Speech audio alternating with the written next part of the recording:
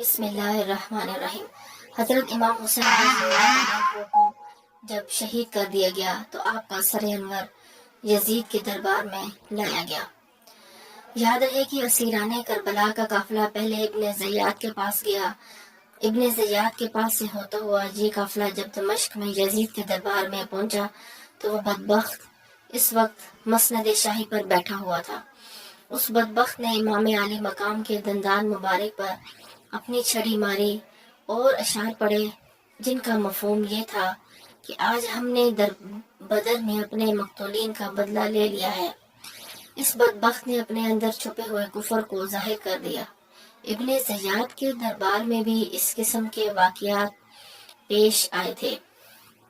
یہ منظر دیکھ کر دربار یزید میں موجود ایک صحابی اٹھے اور یزید کو اس حرکت سے باز رکھنے کی کوشش کی۔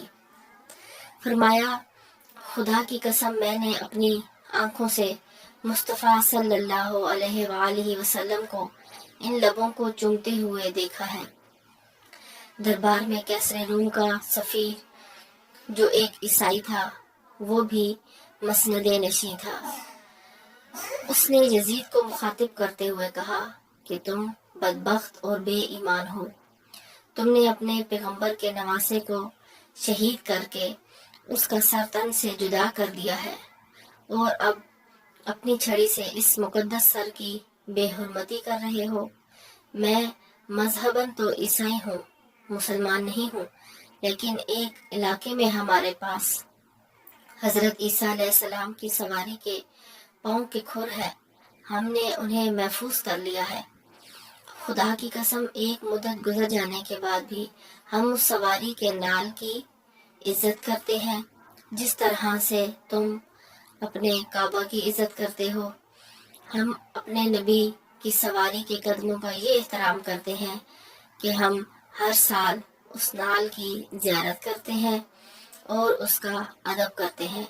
بدبخت ہو تم اپنے پیغمبر کے شہزادے کے ساتھ یہ سلوک کر رہے ہو۔ لعنت ہے تمہارے عمل اور کردار پر۔ یزید سمجھ رہا تھا کہ حسین رضی اللہ تعالی عنہ کو شہید کر کے اس نے بہت سر کر لیا ہے۔ اب اس کے جبر مسلسل کے سامنے کوئی دیوار بن کر کھڑا نہ ہوگا۔ اب دین کی تحریف میں وہ آزاد ہوگا، لیکن اس بدبخت کو یہ معلوم نہ تھا کہ یزیدیت جیت کر بھی ہار گئی ہے اور حسینیت بظاہر ہار کر بھی جیت گئی ہے۔ ابن زیاد کا انجام۔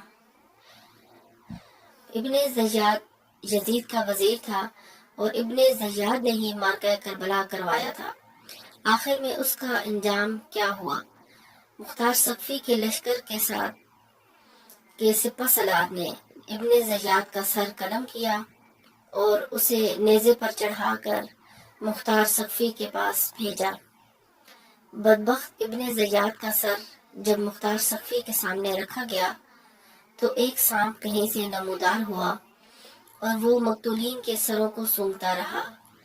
جب ابن زیاد کے سر کے قریب پہنچا تو اس کے منہ میں داخل ہوا اور ناک کے نتنوں سے باہر نکل آیا۔ یہ عمل اس نے کئی مرتبہ دہرایا، گویا کہ زبان حال سے کہہ رہا ہے، یزیدیوں تمہارے چہروں پر لعنت بھیجتا ہوں۔